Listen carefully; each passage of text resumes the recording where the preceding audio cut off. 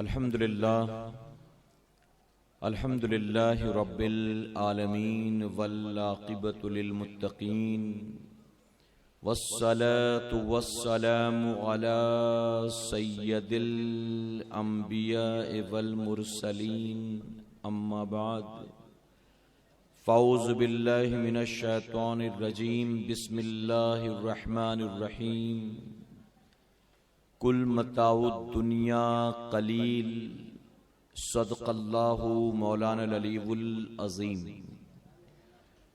باد توحید کے متوالو، شمع رسالت کے پروانوں، غوث و خواجہ اور رضا کے چاہنے والوں، آئیے سب سے پہلے ہم اور آپ نہایت ہی ادب اور احترام کے ساتھ اپنے اور ساری کائنات کے مرکز عقیدت جناب محمد الرسول اللہ صلی اللہ تعالی علیہ وسلم کی بارگاہ بے کس پناہ میں جس طرح سے میں آپ کو پڑھاؤں، میرے ساتھ مل کر با آواز بلند ہدیے غلامی درود و سلام کے انداز میں پیش کریں۔ پڑھیں الصلاۃ والسلام علیک یا رسول اللہ، اور بلند آواز کے ساتھ الصلاۃ والسلام علیک یا حبیب اللہ، الصلاۃ والسلام علیک یا نبی اللہ، وعلی آلک وصحابک یا نور اللہ صلی اللہ تعالی علیہ وسلم۔ رب کعبہ کی بارگاہ میں دعا ہے، مولا اپنے حبیب صاحب الاولاق صلی اللہ تعالی علیہ وسلم کے صدقہ دوفیل ہم تمام حاضرین اور سامعین کو تو دم واپسی تک حق کہنے، حق سننے اور اپنے حق والے بندوں کے دامن سے وابستہ رہنے کی توفیق نصیب فرما۔ ساتھ ہی بارگاہ رب العزت میں دعا ہے کہ مولا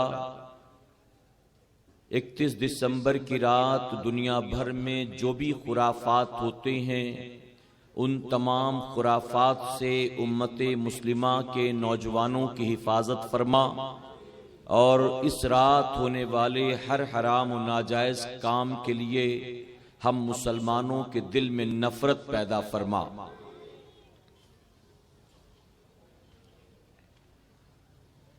یہ دنیا اہل دنیا کو ہنسی معلوم دیتی ہے، یہ دنیا اہل دنیا کو ہنسی معلوم دیتی ہے، نظر والوں کو یہ اجڑی ہوئی معلوم دیتی ہے۔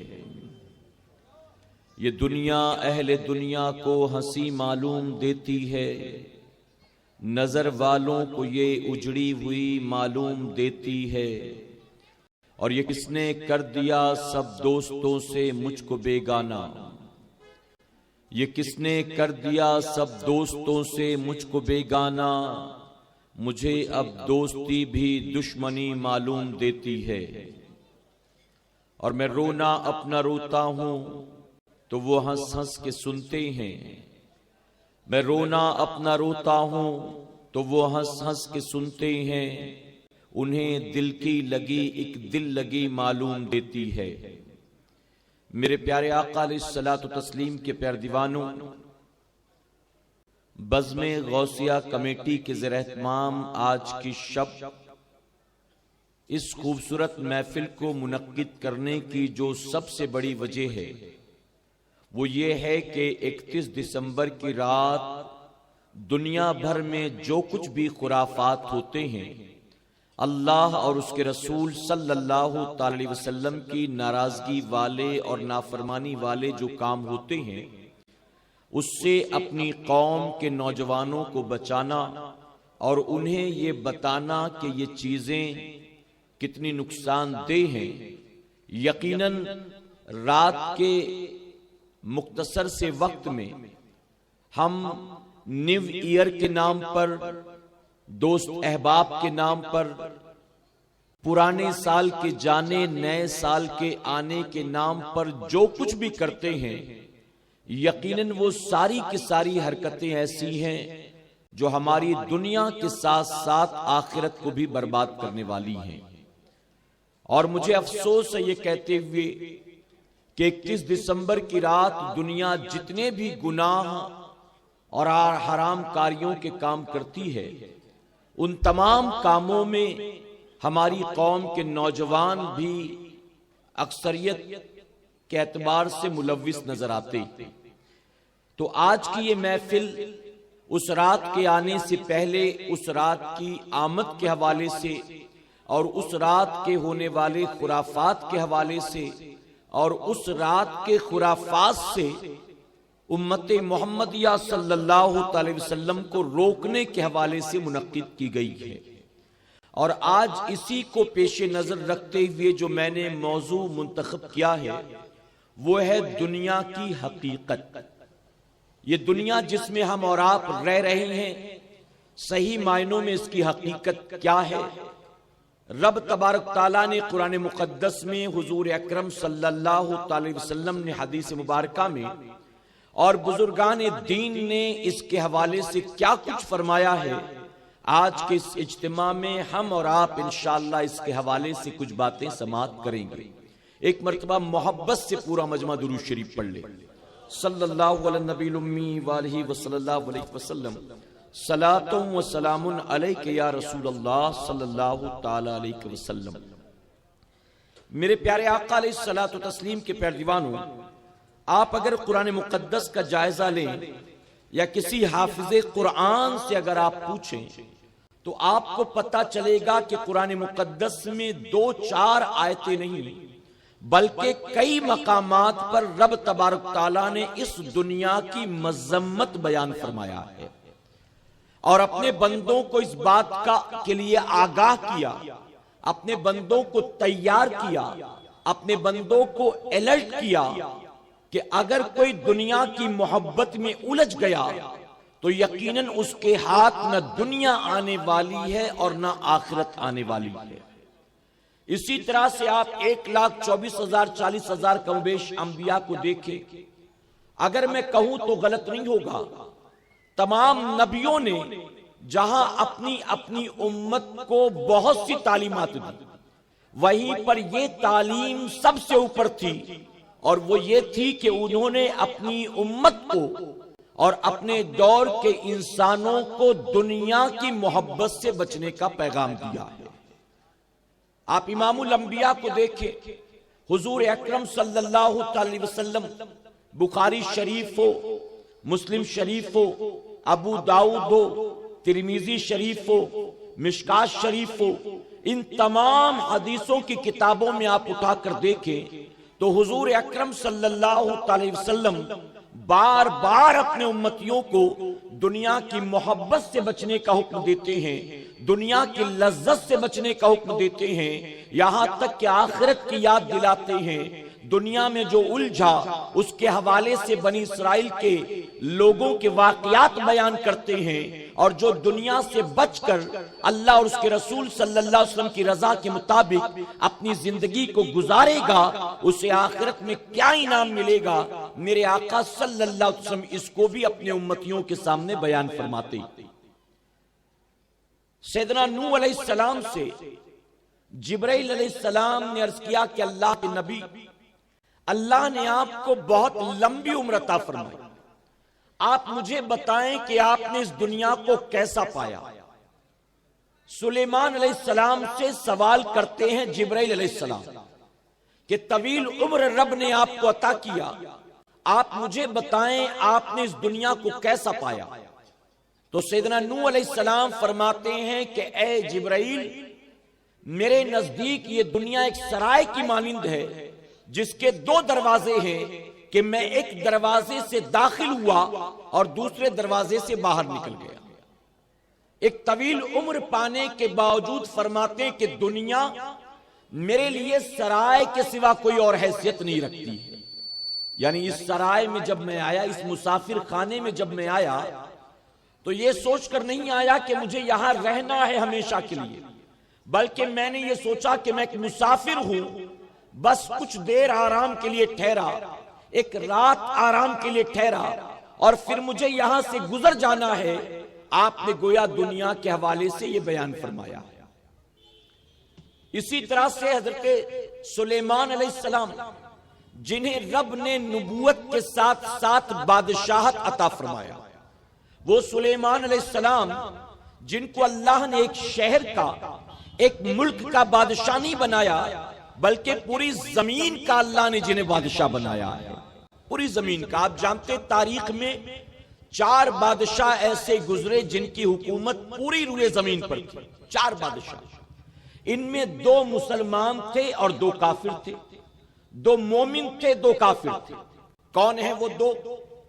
فرمایا گیا کہ سیدنا سلیمان علیہ السلام اور دوسرے ہیں حضرت ذوالقرنین، جنہیں آپ سکندر بھی کہتے ہیں عام زبان میں، اور انگریزی میں جن کے حوالے سے الیگزینڈر کہا جاتا ہے، انہیں فاتح دنیا کا لقب دیا گیا۔ تو یہ 2 مومن بادشاہ کہ پوری روئے زمین پر جن کی حکومت تھی، اور 2 کافر، وہ کون تھے؟ فرمایا گیا ایک تو فرعون تھا اور دوسرا بخت نصر تھا، بخت نصر۔ یہ 2 بادشاہ جن کی پورے روئے زمین پر حکومت، لیکن یہ کافر تھے۔ تو سیدنا سلیمان علیہ السلام، اللہ نے صرف انسانوں کا حکمراں آپ کو نہیں بنایا تھا، انسان بھی آپ کے تابع، جنات بھی آپ کے تابع، چرند پرند بھی آپ کے تابع، یہاں تک کہ ہوا پر آپ کی حکمرانی چلتی ہے، ہوا پر آپ کی بادشاہت اور آپ کی حکمرانی۔ سلیمان علیہ السلام اپنے تخت پر بیٹھے ہوئے کہیں تشریف لے جا رہے تھے، اور آپ کا تخت کیسا تھا؟ تاریخ میں آتا ہے کہ سلیمان علیہ السلام کا تخت بڑا ہی لمبا چوڑا تھا، اس کے بیچوں بیچ آپ کی کرسی لگتی، اس پر تشریف فرما ہوتے، آپ کے آگے پیچھے دائیں بائیں 1,000 انسانوں کی صفیں ہوتی تھی، چاروں طرف 1,000 انسانوں کی صفیں، اور ان انسانوں کے پیچھے 1,000 جنات کی صفیں ہوا کرتی تھی، 1,000 جنات، اور اتنے بھاری بھرکم تخت کو آپ کے حکم پر ہوا اٹھاتی تھی، اور چٹکیوں میں ایک منزل سے دوسری منزل تک پہنچا دیا کرتی تھی، ایک مقام سے دوسرے مقام تک پہنچا دیتی تھی۔ سلیمان علیہ السلام اس کرسی پر بیٹھے جنات و انسانوں کے ساتھ تشریف لے جا رہے تھے۔ بنی اسرائیل کے قابض نے دیکھا، تعریف کرنا شروع کر دیا، کہتا ہے کہ اے سلیمان، اللہ نے کیسی بادشاہت دی، کیسی حکومت دی، کیسی طاقت دی، کیسی عزت دی۔ وہ تعریفیں کر رہا تھا۔ سلیمان علیہ السلام نے ہوا کو حکم دیا تخت کو نیچے اتار، تخت کو نیچے اتارا گیا۔ تو سلیمان علیہ السلام جانتے ہو بنی اسرائیل کے اس عابد سے کیا فرماتے ہیں؟ آپ فرماتے تو نے میری تخت و تاج کی، حکومت کی، سلطنت کی، طاقت کی، مال و دولت کی تعریفیں کی ہے، لیکن کیا میں تجھے یہ نہ بتا دوں کہ ان تمام چیزوں کے مقابلے اس سے بہت بڑا ایک خزانہ ہے، اس کے مقابلے ایک بہت بڑا سرمایہ ہے۔ اس نے کہا اس سے بڑا سرمایہ کون سا ہو سکتا ہے، اس سے بڑا خزانہ کون سا ہو سکتا ہے؟ تو سلیمان علیہ السلام فرماتے ہیں یہ سب کچھ تو وہ ہے جو ایک نہ ایک دن ضرور مٹنے والا ہے، یہ سب تو فانی ہے، اس سب چیزوں سے بڑا خزانہ جو ہے وہ اللہ کا ذکر پاک ہوا کرتا ہے، کہ یہ سلطنت، حکومت، دولت فانی ہے اور اللہ کا ذکر باقی ہے، وہ ہمیشہ رہنے والا ہے۔ تو گویا انبیاء نے اپنی امت کو تعلیم دی، اپنی امت کو سبق دیا۔ میرے پیارے آقا علیہ الصلوۃ والتسلیم کے پیروانوں، سیدنا عیسیٰ علیہ السلام ایک مرتبہ کہیں تشریف لے جا رہے تھے، ایک شخص آپ کی خدمت میں حاضر ہوا، عرض کرتا ہے اللہ کے نبی، اگر آپ کی اجازت ہو تو میں اپنی بچی کچی زندگی آپ کے قدموں میں گزارنا چاہتا ہوں۔ میں نے دنیا جی لی جتنا جینا تھا، اب چاہتا ہوں کہ بچی کچی زندگی آپ کی صحبت میں گزار دوں، آپ کے قدموں میں گزار دوں۔ عیسیٰ علیہ السلام نے اسے اجازت دے دی۔ اب وہ شخص عیسیٰ علیہ السلام کے ساتھ رہنے لگا۔ فرمایا کہ آپ کہیں تشریف لے جا رہے تھے، وہ بھی ساتھ ساتھ تھا۔ بہت دور سفر کرنے کے بعد عیسیٰ علیہ السلام ایک دریا کے کنارے بیٹھے آرام کرنے۔ آپ نے دسترخوان نکالا، اس میں ایک روٹی تھی۔ اس شخص نے دسترخوان نکالا، اس میں 2 روٹیاں تھیں، 2 روٹیاں۔ اب حضرت عیسیٰ علیہ السلام نے اپنی ایک روٹی تناول کر لی، اس شخص نے اپنی ایک روٹی کھا لی۔ عیسیٰ علیہ السلام گئے دریا سے پانی لے کر آئے، جب لے کر آئے تو دسترخوان پر کوئی روٹی موجود نہیں تھی۔ آپ نے فرمایا کہ ایک روٹی میرے پاس تھی، 2 روٹیاں تیرے پاس تھی، ایک تو نے اپنی کھائی، ایک میں نے اپنی کھائی۔ جو ایک روٹی تیرے دسترخوان پر بچی تھی وہ کہاں گئی؟ میں پانی لینے گیا، اتنی دیر میں وہ روٹی کہاں چلی گئی؟ تو شخص فوراً کہنے لگا، آپ کس روٹی کی بات کرتے ہیں؟ آپ کے پاس ایک روٹی تھی، میرے پاس بھی ایک ہی روٹی تھی، آپ کون سی روٹی کی بات کرتے ہیں؟ تو آپ فرماتے کہ نہیں، تیرے پاس تو 2 روٹیاں تھیں۔ وہ کہنے لگا نہیں، ایک ہی تھی، ایک ہی تھی، میں نے وہ کھا لی۔ آپ نے فرمایا ٹھیک ہے، کوئی بات نہیں، کوئی بات نہیں۔ اب عیسیٰ علیہ السلام آگے بڑھے، دریا کو پار کرنے کی باری تھی، تو عیسیٰ علیہ السلام اس دریا کے پانی پر ایسے چل پڑے جیسے ہم اور آپ زمین پر چلا کرتے ہیں۔ اس بندے نے عرض کیا، میں کیسے آؤں؟ آپ فرماتے ہیں کہ تو بھی میرے پیچھے پیچھے چلا، تو بھی۔ اب وہ بھی چلایا، چونکہ عام بندہ تھا، ڈر گیا، یہ تو اللہ کے نبی ہیں، یہ دریا پار کر رہے ہیں چل کر، میں کہیں پیر ڈالوں تو ڈوب نہ جاؤں، اس لیے عرض کیا میں کیسے آؤں؟ آپ فرماتے جیسے میں چل پڑا ویسے تو بھی چل پڑا۔ وہ بھی چل پڑا، بآسانی دریا دونوں نے پار کر لی۔ اب پار کرنے کے بعد عیسیٰ علیہ السلام فرماتے ہیں، قسم ہے اس رب کی جس نے تجھے اور مجھے یہ دریا پار کروایا، جس نے پانی پر تیرے اور میرے لیے راستہ پیدا کیا، بتا وہ تیسری روٹی کہاں گئی؟ وہ تیسری روٹی کہاں گئی؟ وہ فوراً کہنے لگا، آپ کس روٹی کی بات کرتے؟ میں نے پہلے ہی آپ کو کہہ دیا کہ وہاں تو ایک ہی روٹی تھی جو میں نے کھا لی، تیسری روٹی تو تھی ہی نہیں۔ عیسیٰ علیہ السلام نے اس کو کہا کوئی بات نہیں، تھوڑا اور آگے چلے۔ ایک ہرن وہ دوڑتا ہوا آیا آپ کے پاس، آپ کے قریب آ گیا، آپ نے اس ہرن کو ذبح کیا۔ ذبح کرنے کے بعد آپ نے اس کی ہڈیوں کو توڑا نہیں، اس کے گوشت کو بھونا، بھوننے کے بعد آپ نے خود بھی بھرپیٹ کھایا، اس شخص کو بھی بھرپیٹ کھلا دیا۔ اب کھلانے کے بعد آپ نے اس ہرن کی ساری ہڈیوں کو جمع کیا اور جمع کر کے فرمایا، کم بِإِذْنِ اللہ، اللہ کے اذن سے زندہ ہو جا۔ اللہ کے نبی کا یہ کہنا تھا، وہ ہرن جیسے آیا تھا کھانے کے بعد دوبارہ ویسے ہی زندہ ہو گیا۔ ذبح کیا، بھون دیا، کھا لیا، لیکن اللہ کے نبی کا حکم ہوا تو دوبارہ ہرن پہلے کی طرح زندہ ہو گیا۔ اٹھیلیاں کھاتا ہوا جنگل کی طرف بھاگ گیا۔ حضرت عیسیٰ علیہ السلام نے اس شخص سے مخاطب ہو کر کہا، قسم ہے اس ذات کی جس نے اس ہرن کو تجھے اور مجھے کھلایا اور پھر دوبارہ اس کو زندگی عطا کر دی، بتا وہ تیسری روٹی کہاں گئی؟ اس شخص نے پھر پلہ جھاڑ دیا، کہتا ہے کس روٹی کی بات کرتے ہیں؟ میں نے تو ایک ہی کھایا تھا، تیسری روٹی تو تھی ہی نہیں۔ اب اللہ کے نبی خاموش، کچھ نہیں کہتے، آگے بڑھتے ہیں۔ کچھ دور جانے کے بعد آپ نے ریت اکٹھا کی، آپ نے ریت اکٹھا کرنے کے بعد کچھ پڑھ کر دم کیا۔ اللہ کے نبی کا دم کرنا تھا، وہ دریا کے کنارے پڑی معمولی ریت جو تھی وہ سونے کے ڈھیر میں تبدیل ہو جاتی ہے۔ جب وہ سونے کا ڈھیر بن گئی، عیسیٰ علیہ السلام نے اس کے 3 حصے کیے۔ آپ نے فرمایا ایک حصہ میرے لیے، ایک حصہ تیرے لیے، اور تیسرا حصہ اس کے لیے جس نے تیسری روٹی کھائی تھی۔ ایک تیرا، ایک میرا، اور تیسرا حصہ تیسری روٹی کھانے والے کا۔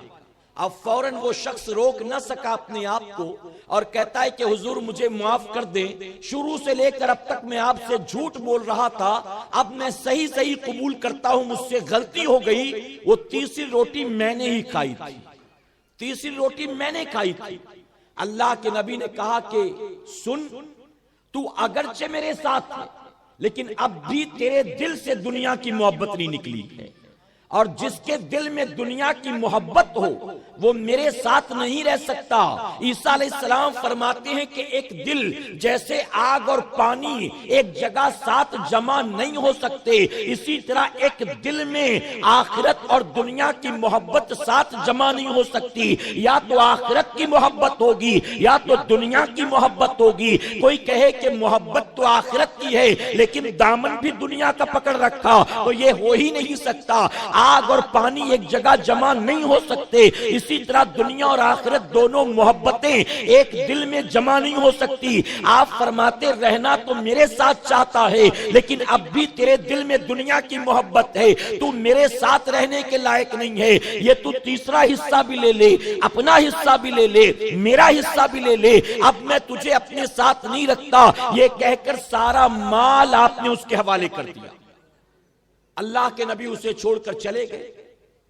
اب وہ شخص بیٹھا تھا وہیں، یہاں تک کہ شام ڈھلنے کے قریب تھی۔ اس شخص نے دیکھا دو گھڑ سوار دور سے آتے ہیں، توجہ ہے نا آپ کی، دو گھڑ سوار دور سے چلے آتے ہیں۔ وہ دو گھڑ سوار جو تھے معمولی مسافر نہیں تھے بلکہ وہ رہزن تھے، وہ راستے کے ڈاکو تھے، مسافروں کو پکڑتے مارتے مال لوٹتے، یہی کاروبار تھا۔ وہ نکلے تھے تلاش کرنے کوئی قافلہ ملے، کوئی مسافر ملے تو اسے لوٹا جائے۔ اب ان دونوں ڈاکوؤں کی نظر پڑی، اچانک دریا کے کنارے ایک شخص سونے کا ڈھیر لے کر بیٹھا ہے، سونے کا ڈھیر۔ ان دونوں نے من بنایا چلو اس کو قتل کریں اور سارے مال پر ہم قابض ہو جائیں، سارا مال ہم اپنے قبضے میں لے لیں۔ وہ دونوں اپنے اپنے تلوار کو نکال کر آگے بڑھتے ہیں۔ اس شخص نے نیت سمجھ لیا یقیناً ان کا ارادہ مجھے قتل کر کے سونا ہتھیانے کا ہے، ہاتھ جوڑ کر کھڑا ہو گیا۔ جب وہ قریب آئے تو کہتا مجھے مارنا مت، مجھے مارنا مت، اپنا سارا مال خوشی خوشی تمہارے حوالے کرتا ہوں، بس مجھے قتل مت کرنا۔ اب وہ دونوں سامنے آتے ہیں، آنے کے بعد کہتے تو تو بڑا سمجھدار ہے، بڑا عقل مند ہے، تو نے خود بخود جو ہے بنا زور زبردستی کے سارا سونا ہمارے حوالے کر دیا۔ تو ہم بھی اتنے برے آدمی نہیں ہیں، ہم ایک کام کرتے ہیں، 3 حصے کر لیتے ہیں، ایک تو رکھ لینا، ایک ایک ہم دونوں رکھ لیں گے، ایک ایک ہم دونوں رکھ لیں گے۔ اس نے کہا ٹھیک ہے مجھے منظور۔ اب دیکھیں عیسیٰ علیہ السلام بھی دے رہے تھے تو ایک ہی حصہ دے رہے تھے نا، لیکن اس کی اپنی لالچ نے اس کو کہاں پہنچا دیا۔ اب ان دونوں ڈاکوؤں نے کہا ایک تو رکھ لے، 2 ہم رکھ لیتے۔ اب تینوں بیٹھے، بات چیت چلی، گفتگو چلی، دوستی یاری ہو گئی۔ کہاں رہتے ہو، کیا کاروبار ہے، آپس میں بات چیت ہونے لگی۔ اب تھوڑی دیر کے بعد ایک ڈاکو کہنے لگا کہ یار بہت دیر سے بیٹھے ہیں، بھوک لگ رہی ہے، کچھ کھانے پینے کا انتظام ہو جائے تو مزہ آ جائے۔ دوسرے ڈاکو نے اسٹریٹجی بنائی، پلاننگ کیا۔ اس نے کہا تھوڑی دیر یہاں انتظار کرو، قریب میں گاؤں ہے، گاؤں میں بازار ہے، میں فوراً جاتا ہوں اور کھانے کا سامان لے کر آتا ہوں۔ وہ شخص گھوڑا دوڑاتے ہوئے گیا اور جانے کے بعد اس نے بازار سے وعدے کے مطابق کھانے کی چیزیں لی، لیکن تھا تو ڈاکو، دنیا کا مکار و فریبی، دھوکے باز، لالچی۔ اس نے اس کھانے کے اندر زہر ملا دیا اور ملانے کے بعد یہ پلان کیا کہ لے جا کر ان دونوں کو زہر آلود کھانا کھلاؤں گا، کھا کر دونوں مر جائیں گے اور سارا سونا میرے ہاتھ آ جائے گا، میں اکیلا اس کا مالک بن جاؤں گا۔ اب اس نے کھانے میں زہر ملایا، لے کر واپس آیا، جب تک وہ لوٹتا ان دونوں کی دوستی ہو گئی تھی اور ان دونوں نے آپس میں پلان بنا لیا تھا جب وہ آئے گا ہم دونوں مل کر اس کو قتل کر دیں گے تو ہمارے مال کا ایک حصے دار کم ہو جائے گا، تو اس کا حصہ بھی آدھا آدھا بڑھ جائے گا۔ اب ان دونوں نے تیاری کر رکھا تھا، جیسے وہ آیا کہا یہ لوگ کھانا سامنے رکھا، فوراً دونوں نے دھوکے سے حملہ کیا، اس کو دیکھتے ہی دیکھتے قتل کر دیا۔ اب قتل کرنے کے بعد کہا چلو ایک حصے دار کم ہوا، اس کا مال آپس میں تقسیم کیا اور تقسیم کرنے کے بعد کہتے چلو اب اپنے اپنے راستے چلتے ہیں، لیکن جانے سے پہلے ہمارا یہ دوست جو تھا مرنے سے پہلے بڑا اچھا کام کر گیا، خود تو چلا گیا، ہمارے کھانے کا سامان کر گیا، تو چلو کھانا کھا لیں پھر اپنے اپنے گھر جاتے ہیں۔ اب ان دونوں نے بیٹھ کر وہ کھانا کھایا جو کھانا زہر سے ملا ہوا تھا، زہر سے۔ اب وہ دونوں کھانا کھاتے ہیں اور تھوڑی دیر میں دونوں تڑپ کے مر گئے، دونوں تڑپ کر۔ نتیجہ کیا ہوا؟ فرمایا گیا کئی سالوں کے بعد عیسیٰ علیہ السلام اپنے حواریوں کے ساتھ اسی دریا کے کنارے سے گزرے. جب آپ گزرے تو آپ نے دیکھا آپ نے جس ریت کو سونے کا بنایا تھا وہ ریت سونے کی ڈھیر کی شکل میں جوں کی تیوں موجود تھی, اور اس کے قریب میں 3 لوگوں کی لاشیں تھی. ان لاشوں کو کیڑے لگ چکے تھے, جنگلی درندے کھا چکے تھے, سمندر کی مچھلیاں کھا چکی تھی, صرف ہڈیوں کا ڈھانچہ تھا اور ساتھ سونا جو تھا موجود تھا. عیسیٰ علیہ السلام نے اپنے حواریوں کو پوری کہانی سنائی اور سنانے کے بعد کہا سنو, جو دنیا سے محبت کرتا ہے اس کا آخرت میں یہی انجام ہوا کرتا ہے. جو کچھ جمع کرتا ہے جھوٹ بول بول کر, جو کچھ جمع کرتا ہے کم تول تول کر, جو کچھ جمع کرتا ہے سود کا کاروبار کر کر کر, جو کچھ جمع کرتا ہے وعدہ خلافیاں کر کر کر, وہ سب کچھ یہیں پر رہ جاتا ہے, اپنے ساتھ وہ کچھ نہیں لے جاتا ہے. تو آپ نے یہ بتا دیا کہ دنیا کی لالچ میں جو دھوکے کرتے ہیں, دنیا کی لالچ میں جو جھوٹ بولا کرتے ہیں, دنیا کی لالچ میں جو انبیاء کی صحبت میں بھی رہ کر فائدہ نہیں اٹھا پاتے ہیں, جو نیکوں کے قدموں میں رہ کر بھی نیک نہیں بن پاتے ہیں, ان کا نتیجہ یہی ہوتا ہے کہ دنیا بھی تباہ ہوتی ہے اور آخرت بھی برباد ہو جایا کرتی ہے. آخرت بھی برباد. تمام نبیوں نے اپنی امت کو یہی پیغام دیا, یہی پیغام. امام الانبیاء جناب محمد الرسول اللہ صلی اللہ علیہ وسلم کی بات کریں تو حضور اکرم صلی اللہ علیہ وسلم نے شروع سے آخر تک اپنے صحابہ اکرام کو یہی تعلیم دی, دنیا سے محبت مت کرنا, دنیا کی لالچ میں مت پڑنا, دنیا کے مکر و فریب کے شکار مت بننا. تم نے اگر دنیا کو حاصل کرنا چاہا تو گویا دنیا کے مقابلے آخرت کو تباہ کر لو گے, اپنی قبر کو جہنم کا گڑھا بنا دو گے, اللہ کی ناراضگی مول لے لو گے. تو حضور اکرم صلی اللہ علیہ وسلم نے صحابہ اکرام کو پوری زندگی یہی تعلیم و تربیت دی. اور اے سرکار مدینہ علیہ الصلوۃ والتسلیم کے پیروانوں, قربان میرے آقا کی عظمت پر, میرے آقا جو صحابہ کو تعلیم دیتے تھے سب سے پہلے اس پر خود عمل کر کے دکھلایا کرتے تھے. حضور اکرم صلی اللہ علیہ وسلم کھجوروں کی چٹائی پر آرام فرما رہے. سیدنا عمر فاروق اعظم رضی اللہ تعالی ملاقات کے لیے حضور صلی اللہ علیہ وسلم اٹھ کر بیٹھ گئے. عمر فاروق اعظم نے دیکھا کہ کھجوروں کی چٹائی ہے, اس پر کوئی ململ نہیں, کوئی مخمل نہیں, کوئی کارپیٹ نہیں, کوئی چادر نہیں, صرف چٹائی. اور میرے آقا اس پر لیٹے ہیں, برہنہ پیٹ, یعنی پیٹ بھی کھلی ہوئی. جب اٹھ کر بیٹھے تو سیدنا عمر فاروق اعظم نے دیکھا حضور صلی اللہ علیہ وسلم کی پشت مبارک پر چٹائی کے نشان موجود تھے. فوراً آنکھیں بھر آئیں ان کی, نبی کے غلام کی آنکھیں نبی کی محبت میں بھر آئیں. میرے آقا فرماتے عمر کس بات نے تمہیں رلایا؟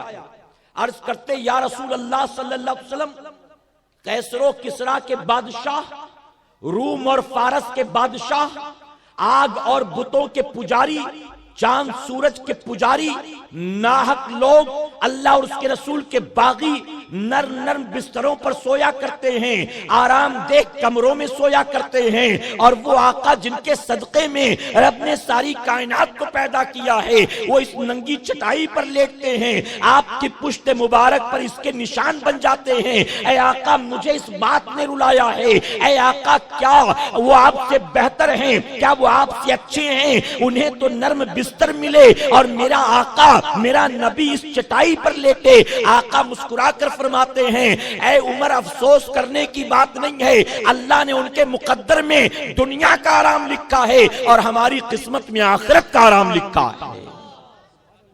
یہاں دنیا میں ان کی عیش ہے اور وہاں آخرت میں ہم مسلمانوں کی عیش ہے. اسی لیے تو میرے آقا صلی اللہ علیہ وسلم نے فرمایا تاکہ دنیا کی محبت میں الجھ کر نہ رہ جاؤ. آقا نے فرمایا دنیا کافر کے لیے جنت ہے اور مومن کے لیے قید خانہ ہے.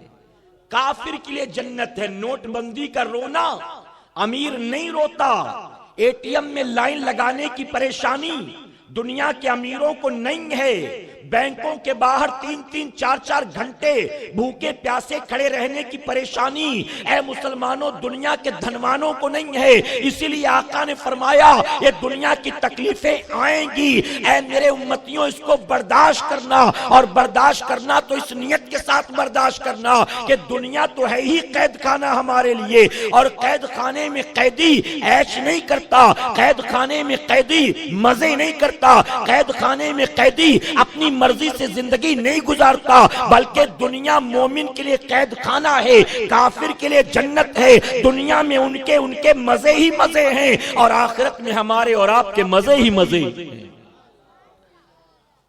दुनिया फिरऔन के लिए वसी कर दी गई, दुनिया नमरूद के लिए वसी कर दी गई, दुनिया अबू जहल अबू लहब के लिए वसी कर दी गई, दुनिया कारून के लिए वसी कर दी गई, दुनिया उतबा शैबा के लिए वसी कर दी गई, दुनिया अल्लाह और उसके रसूल के नाफरमानों के लिए बिल्कुल वसी कर दी गई है। उन्हें दुनिया का हर आराम दिया गया, हर नेमत दी गई, उसकी वजह कि आखिरत में उनके मुकद्दर में कुछ भी नहीं है। और हम मोमिनों का मामला ये है, अगरचे हम झोपड़े में रहते हैं, 10 बाई 10 की कोली में रहते हैं, हम जो है छोटे से मकान में रहते हैं, यहाँ तो तंगी है, यहाँ तो सख्ती है, यहाँ तो गर्मी है, लेकिन इन सब चीजों पर हम अगर सब्र कर ले जाएंगे, अल्लाह कब्र को वसी कर देगा और आखिरत को भी वसी फरमाएगा। तो दुनिया काफिर के लिए जन्नत, मोमिन के लिए कैद खाना। और कैसा कैद खाना है जानते हो? तवज्जो है ना आपकी? मेरे आका ने अगर इसे कैद खाना कहा है तो कैद खाना कहा तो क्यों? कैद खाने की वजह क्या है? आप जानते हैं कि कैदी कैद खाने में अपनी मर्जी से कुछ नहीं कर सकता है। कर सकता है? कैदी कैद खाने में अपनी मर्जी के कपड़े पहनता है? कैदी कैद खाने में अपनी मर्जी की ग़िज़ाएं खाता है? कैदी कैद खाने में अपनी मर्जी से जहां चाहे घूमता फिरता है? नहीं। कैद खाने में कैदी हो तो उसकी मर्जी नहीं चलती, बल्कि ऐ मुसलमानों जिसकी कैद में हो उसकी मर्जी चलती है, जो कैद खाने का इंचार्ज हो उसकी मर्जी चलती है। और कैदी कैद खाने में हो तो सब कुछ उसी जेलर के रहमो करम पर होता है। आका ने फरमाया कि दुनिया मोमिन के लिए कैद खाना है। अब याद रखें अच्छी तरह से, ये कैद खाना उस कैद खाने की तरह नहीं है जहां कोड़े पड़ते हैं, जहां जरबे लगाई जाती हैं, जहां पर लोगों को मारा पीटा जाता है। हम और आप कैदी हैं जरूर भी जरूर, लेकिन कैसे कैदी हैं? हम दुनिया के चोर उचक्कों की तरह, किसी डाकू ठग और फ्रॉड की तरह, किसी मुजरिम कातिल की तरह कैदी नहीं हैं। हम तो मकीने गुंबदे खजरा की जुल्फों के कैदी हैं, हम तो उनके लाए कानून के कैदी हैं, हम तो उन पर नाजिल हुई शरीयत के कैदी हैं। अब ऐ मुसलमानों, जैसे दुनिया का कैदी कैद खाने में अपनी मर्जी से जिंदगी गुजार नहीं सकता, ऐसे ही मुसलमान दुनिया में अपनी मर्जी से जिंदगी गुजार नहीं सकता। कैद खाने में कैदी वो खाता है जो खिलाया जाता है। हम और आप इस दुनिया में अपनी मर्जी से कुछ नहीं खा सकते, हम वही खाएंगे जिसको मेरे नबी ने हलाल करार दे दिया है, और जिसको नबी ने हराम कर दिया हम वो नहीं खा सकते हैं। कैद खाने में कैदी अपनी मर्जी से कपड़े नहीं पहनता, हम भी दुनिया में अपनी मर्जी से लिबास नहीं पहन सकते, हम वही पहनेंगे जिस कपड़े को मेरे आका की सुन्नत करार दे दिया गया है। कैद खाने का कैदी अपनी मर्जी से सैर और तफरी नहीं कर सकता, हम भी अपनी मर्जी के मालिक नहीं हैं कि पिकनिक स्पॉट पर चले जाएं, लवर्स पॉइंट पर चले जाएं, अपनी बीवी को बरहना लेकर मॉल में चले जाएं, हम किसी 31st नाइट को सेलिब्रेट करने पब में चले जाएं, डिस्को में चले जाएं, समुंदर के किनारे चले जाएं, हम कहीं डांडिया खेले, हम कहीं शराब पिए, हम कहीं सट्टे का नंबर निकाले, हम कहीं जुए का नंबर निकाले, हम कहीं थिरके ठुमके नाचे कूदे। ऐ मुसलमानों, नहीं नहीं, जैसे कैद खाने का कैदी अपनी मर्जी से कहीं आने जाने का मालिको मुख्तार नहीं होता, इसी तरह हम और आप उनकी जुल्फों के कैदी हैं। इस दुनिया में जिंदगी अपनी मर्जी से ना गुजारो, बल्कि इमामुल अंबिया की मर्जी से गुजारो। जहां जाने की इजाजत दी वहां जाओ, जहां जाने से रोका वहां न जाओ। जिस चीज को हलाल करार दिया हमारे लिए हलाल है, जिस चीज को हराम करार दिया वो कितनी भी अच्छी क्यों ना हो, कितनी भी प्यारी پیاری کیوں نہ ہو، کتنا بھی پسندیدہ کیوں نہ ہو، اس چیز کے قریب نہ جاؤ۔ جیسے قیدی اپنی مرضی سے کچھ نہیں کرتا، ایسے ہی مسلمان بھی اپنی مرضی سے کچھ نہیں کر سکتا۔ ہمارا جینا بھی ان کی مرضی کے مطابق ہونا چاہیے اور ہمارا مرنا بھی ان کی مرضی کے مطابق ہونا چاہیے۔ سبحان اللہ، نعرہ تکبیر، نعرہ رسالت، علماء اہل سنت، مبلغ سنی دعوت اسلامی، نعرہ تکبیر، نعرہ رسالت۔ سیدنا سلمان فارسی رضی اللہ تعالیٰ عنہ فرماتے، کل کی رات جو آئے گی دیکھنا عیش کرنے والوں کو، کل کی رات جو آئے گی دیکھنا ناچنے گانے والوں کو، کل کی رات جو آئے گی دیکھنا شراب پینے والوں کو، کل کی رات جو آئے گی دیکھنا ڈرگس لینے والوں کو، کل کی رات جو آئے گی دیکھنا جوا کھیلنے والوں کو، کل کی رات جو آئے گی دیکھنا برائیوں میں ملوث ہونے والوں کو، کل کی رات جو آئے گی دیکھنا رات بھر عیش و عشرت کے نام پر، دوست احباب کی محبت میں، نفس پرستی کے نام پر لمحاتی لذتوں کو حاصل کرنے کے لیے پوری رات اللہ اور اس کے رسول صلی اللہ علیہ وسلم کی نافرمانی کریں گے۔ سیدنا سلمان فارسی رضی اللہ عنہ فرماتے ہیں، مجھے تعجب ہوتا ہے اس شخص کو دیکھ کر جو کہے لگا کر ہنستا ہے اور جبکہ اسے پتہ نہیں ہے کہ اسرائیل علیہ السلام اس کے انتظار میں بیٹھے۔ اسرائیل علیہ السلام روح قبض کرنے کی تیاری میں، اور انسان 31 کو ناچ رہا ہے، ٹھمکے لگا رہا ہے، شراب کے پیالے چٹکا رہا ہے، جوئے کا نمبر نکالتا ہے، تاش کے پتے پھینکتا ہے، لڑکی کی گلے میں ہاتھ ڈال کر، باہوں میں باہیں ڈال کر اسے کہیں پکنک اسپاٹ اور پب اور ڈسکو میں لے جاتا ہے۔ اے مسلمانوں، میں پوچھتا ہوں، سیدنا سلمان فارسی رضی اللہ عنہ کے فرمان کو آپ نے نہیں سنا؟ آپ فرماتے مجھے تعجب ہوتا ہے اس شخص پر جو کہے لگا کر ہنستا ہے اور اسے یہ پتہ ہی نہیں ہے کہ اس کا رب اس سے راضی ہے کہ ناراض ہے۔ فرماتے مجھے تعجب ہوتا ہے اس شخص پر جو نیا مکان بنانے کی فکر میں لگا ہے اور اسے پتہ نہیں ہے ان قریب اس کی قبر کھودی جانے والی ہے۔ فرماتے مجھے تعجب ہوتا ہے اس شخص پر جو نئے جوڑے سلانے کی فکر میں لگا ہے جبکہ اسے پتہ نہیں ہے اس کے نام کا کفن بازار میں آ چکا ہے۔ ہمیں اور آپ کو کیا پتا آج کی رات آخری ہوگی کہ کل کی رات آخری ہوگی؟ کیا بتاؤ ہم اور آپ جانتے ہیں کل کی رات آخری ہوگی کہ پرسوں کی رات آخری ہوگی؟ کیا ہم اور آپ جانتے ہیں حضور اکرم صلی اللہ علیہ وسلم کی تعلیمات کیا ہے؟ میرے آقا صحابہ اکرام سے فرماتے ذرا بتاؤ تم دنیا کو کیسا پاتے ہو؟ تم دنیا کو کیسا پاتے ہو؟ کسی نے عرض کیا یا رسول اللہ صلی اللہ علیہ وسلم، جب میں عشاء کی نماز پڑھ کر گھر جاتا ہوں تو میں اس امید کے ساتھ نہیں سوتا کہ مجھے فجر کی نماز بھی ملے گی کہ نہیں ملے گی، یعنی اس رات کو آخری رات سمجھ کر سو جاتا ہوں بستر پر۔ دوسرے نے کہا یا رسول اللہ صلی اللہ علیہ وسلم، جب میں فجر کی نماز پڑھ لیتا ہوں تو میں یہ امید نہیں کرتا کہ فجر کی نماز پڑھ کر لوٹنے کے بعد مجھے ظہر کی نماز کی بھی مہلت ملے گی۔ تیسرے نے کہا جب میں ظہر کی نماز پڑھ کے گھر جاتا ہوں تو عصر میں واپس آ سکوں گا نہیں آ سکوں گا میں نہیں جانتا۔ چوتھے نے کہا میں عصر پڑھ کر مغرب کا انتظار نہیں کرتا، کسی نے کہا مغرب پڑھ کر عشاء کا انتظار نہیں کرتا۔ ہر کسی نے اپنی اپنی عقل و شعور کے مطابق بتا دیا میں دنیا کو اتنا مختصر پاتا ہوں، اتنا مختصر پاتا ہوں۔ جانتے ہو جب غلام بتا چکے تو میرے آقا کیا فرماتے ہیں؟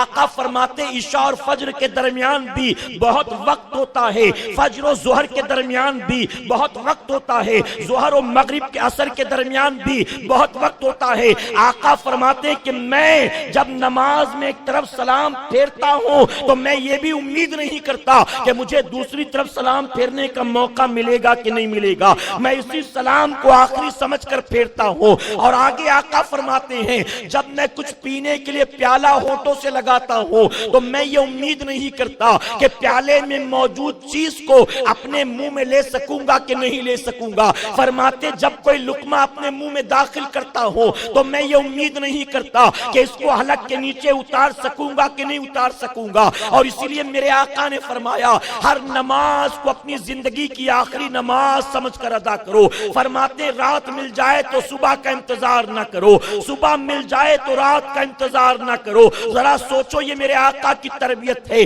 آقا یہ تعلیم دے رہے ہیں اپنی قیامت تک آنے والی امت کو, اپنی نماز کو آخری نماز سمجھ کر ادا کرو.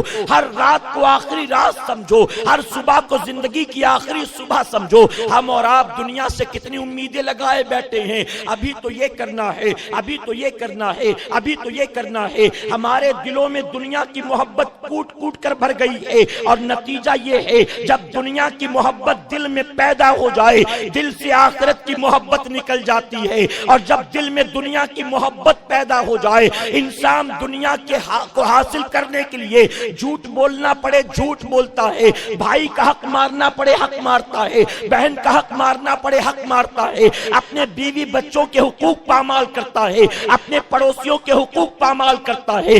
ڈاکٹر بن گیا لیکن اس کے باوجود اپنے مریضوں سے دھوکہ دڑی کرتا ہے. انجینئر بن گیا اپنے کاروبار کے ساتھ دھوکہ دڑی کرتا ہے. کپڑے کی دکان لے کر بیٹھا ہے, اس میں بھی دھوکہ دڑی کرتا ہے. کہیں کرانہ شاپ لے کر بیٹھا ہے, وہاں بھی دھوکہ دڑی کرتا ہے. کہیں بہت بڑا اسٹور مال لے کر بیٹھا ہے, وہاں بھی دھوکہ دڑی کرتا ہے. مقصد صرف حصول دنیا ہے, دنیا ملنا چاہیے, اس کے بدلے جو بھی کالا سفید کرنا پڑے کریں گے, جھوٹ بولنا پڑے بولیں گے, حرام کاریاں کرنی پڑے کریں گے, وعدہ خلافیاں کرنی پڑے کریں گے, لمحے لمحے اپنی زبان و بات کو بدلنا پڑے بدلیں گے. ہمیں صرف مال چاہیے, مال چاہیے, مال چاہیے. جان تو حجاج بن یوسف نے ایک غریب چرواہے کو دیکھا, دیکھ کر اس سے کہا اے چرواہے بتا زندگی کیسی گزر رہی. توجہ ہے نا آپ, غریب چرواہا اور وقت کا بادشاہ. بادشاہ نے سوال کیا بتا تیری زندگی کیسے گزرتی. غریب چرواہے نے کہا آدھی زندگی تیری طرح گزر رہی ہے اور آدھی زندگی تجھ سے بہتر گزر رہی ہے. آدھی زندگی تیری طرح اور آدھی زندگی تجھ سے بہتر گزرتی. حجاج بن یوسف کو تعجب ہوا, معمولی چرواہا اور کہتا ہے کہ اس کی زندگی میری طرح اور مجھ سے بہتر. غصہ آ گیا, فوراً کہتا ہے کہ 4 بکریاں تیرے پاس ہیں, 4 بکریوں کے مالک, تیری زندگی میری طرح کیسے گزرتی بتا. تو چرواہا کہنے لگا جب آپ محل میں سو جاتے اس وقت میں بھی اپنے گھر پر سو جاتا, اور دوپہر کا وقت جب آپ محل میں سوتے میں بکریوں کو میدان میں چرنے چھوڑتا ہوں اور بیری کے پیڑ کے نیچے پتھر کا تکیہ بنا کے میں سو جاتا ہوں.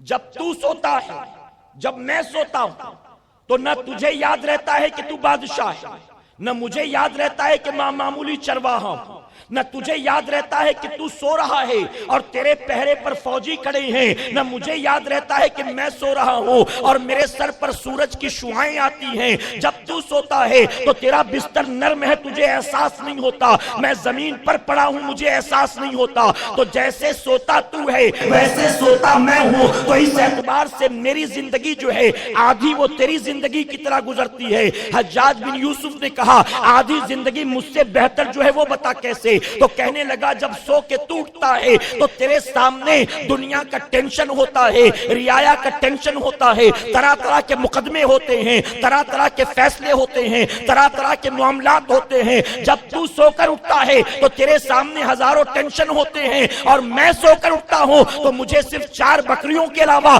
کسی اور کی فکر نہیں ہوتی ہے. تو اس لیے میں اپنی آدھی زندگی کو تیری زندگی سے بہتر پاتا ہوں. تیری زندگی سے بہتر میری آدھی زندگی, کہ تیرے سر دنیا کا بوجھ ہے, مجھے صرف 4 بکریوں کی فکر ہے. پتا چلا جو جتنا جمع کرے گا وہ اتنا زیادہ فکر مند ہوگا. بتائیے ہے کہ نہیں ہے. جب ہمارے پرائم منسٹر صاحب نے اچانک سرپرائز دیا پورے انڈیا کو, یہ کہہ کر کہ 12 بجے کے بعد 500 اور 1000 کی نوٹ بند ہو جائے, کس کو ٹینشن ہوا؟ بانگی صاحب کو, امام صاحب کو 2 کروڑ جمع کر کے رکھے تھے, خادم صاحب کو کہ 3 کروڑ جمع کر کے رکھا، اس کا کیا ہوگا؟ کس کو ٹینشن ہوا؟ ظاہر ہے اے مسلمانوں، ہمارے اور آپ کے جیسے غریب غربا کو ٹینشن نہیں تھا۔